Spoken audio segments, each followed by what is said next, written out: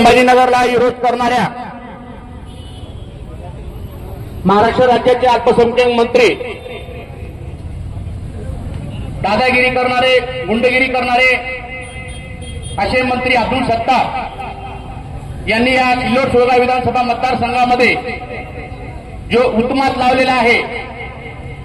जो हिंदूंवर अन्याय अत्याचार सुरू केलेला आहे, अशा अब्दुल सत्तारच्या विरोधात आज सकल हिंदू समाजाच्या वतीने मोर्चा काढण्यात आलेला आहे। आणि या मोर्चासाठी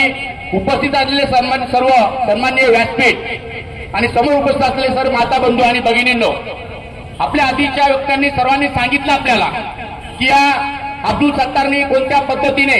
या ठिकाणी हिंदूंना त्रास देण्याचं काम सुरू केलेलं आहे। मी जास्त बोलणार नाही, पण तुम्हाला शॉर्टकटमध्ये सांगणार आहे की आपल्याला माहित असेल की या ठिकाणी आंबेडकर चौकापासून तर A1 धाब्यापर्यंत ज्या हिंदूंच्या मालमत्ता होत्या, ज्या करोडो रुपयाच्या मालमत्ता होत्या, तिथे ज्यांचे दुकानं होते, अशा दुकानासमोर कोणतंही कारण नसताना फक्त वचक बसवण्यासाठी की मी काही करू शकतो म्हणून त्यांनी त्या जमिनीच्या समोर, दुकानांच्या समोर, बंगल्यांच्या समोर भिंती बांधल्या आणि भिंती बांधून करोडो रुपयाच्या प्रॉपर्ट्या या कवडीमोल केल्या। आपल्या सगळ्यांना माहित असेल, सिल्लोड शहर असल्यामुळं प्रत्येकाला असं वाटतं की आपली आयुष्याची कमाई आपण जमिनीमध्ये टाकावी आणि मोठे झाल्याच्या नंतर आपले मुलं बालं मुली मोठे झाल्याच्या नंतर ती प्रॉपर्टी विकून त्यांच्या शिक्षणासाठी आपण त्याचा उपयोग करावा। परंतु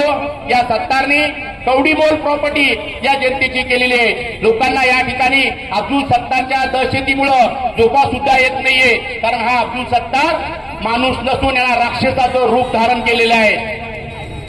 आणि या पद्धतीने त्यांनी हिंदूंना त्रास द्यायला सुरुवात केलेली आहे। अनेक उदाहरणं सांगता येतील। याच ठिकाणी ते देवाजी पाटील अनेक वर्षापासून आपल्या या ठिकाणी व्यवसाय करतात, त्यांचा सिल्लोड रोडवरती, भारी रोडवरती 80 लाखाचा प्लॉट रातोरात बळकावून घेतला। त्या ठिकाणी तुम्ही म्हणता जातीवर बोलतात, परंतु प्रत्येक प्लॉट बळकवत असताना मुसलमानांचंच का त्या ठिकाणी शेड तयार होतं आणि मुस्लिम समाजच का ते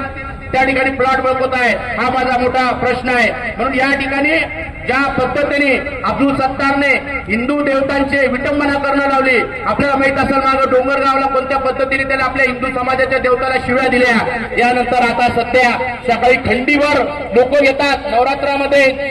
देवी उत्सवामध्ये, गणपती उत्सवामध्ये खंडीवर लोक येतात, जे 8 दिवस आंघोळी करत नाही, रोज त्यांना काय खायला लागतं आपल्याला माहिती आहे, आणि जाऊन आपले मंदिरं पाठवण्याचा काम त्या ठिकाणी ते करतायत। म्हणून मित्रांनो सांगायचंय की आपण थोड्याफार पैशावरती पाळून जातो,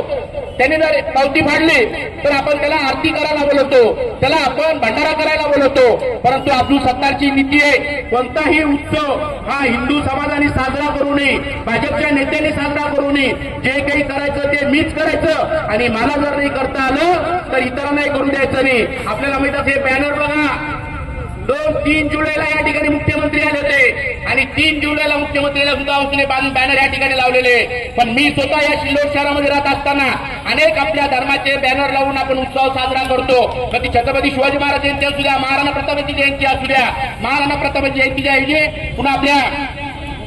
अनेक जयंत्या ज्या आहेत तर आपण संभाजी महाराज जयंती साजरी करतो, परंतु आज जर बॅनर लावले तर दुसऱ्या दिवशी बॅनर काढून घेण्याचं काम अब्दुल सत्तार करतो, नगरपालिकेच्या माध्यमातून पूर्ण प्रेमात जोरायचं काम करतो आणि या ठिकाणी आपला उत्साह हिंदूंना साजरा करू देत नाही। जोही उत्साह साजरा करायचा तो मीच कराव अशा वृत्तीच्या अब्दुल सत्तारला आपण येणाऱ्या निवडणुकीमध्ये धडा शिकवला पाहिजे। त्या ठिकाणी त्याच्या चेलेचपटांना सांगू इच्छितो मी की आतापर्यंत खूप झालं, खूप सहन केलं, आता आम्ही हातात दांडे घेतलेले आणि बांड्या भरक्याला मारल्याशिवाय आम्ही शांत बसणार नाही। कारण या ठिकाणी एक तो आपला याचा मारुती वराडे बोलला, आमच्या हिंदू समाजाचे जे महाराज आहे, लाज वाटली पाहिजे तुला, 100 महाराजावर दबाव आणून तुम्ही ज्यावेळेस अब्दुल सत्तारच्या आजूबाजूला महाराजांना बसवता त्यावेळेस आम्ही कधी कोणत्या महाराजाच्या बाबतीत आम्ही कधी बोललो का? पण तुझी हिंमत झाली की एक भगवादारीचे साधू यांचे धानोऱ्याचे त्यांच्या विरोधात बोलायची हिंमत तू केली, परंतु तुला थोडीफार लाज वाटू, तू बी हिंदूचा पोटचा आहे, हिंदूमध्ये तू जन्म घेतलेला आहे आणि अब्दुल सत्तार तर सहळ करणारच आहे, पण येणाऱ्या निवडणुकीमध्ये अशा चेलेच्या पटेला ठोकल्याशिवाय आम्ही शांत बसणार नाही। याच रका आमच्या हिंदू समाजावर जर तुम्ही बोलायची थोडी बी जर कोशिश केली तर तिथंच आम्ही जोडल्याशिवाय राहणार नाही। एक सांगतो मला की आपल्याला माहित असेल की अनेक वर्षापासून आपण त्यांच्या विरोधात आपण संघर्ष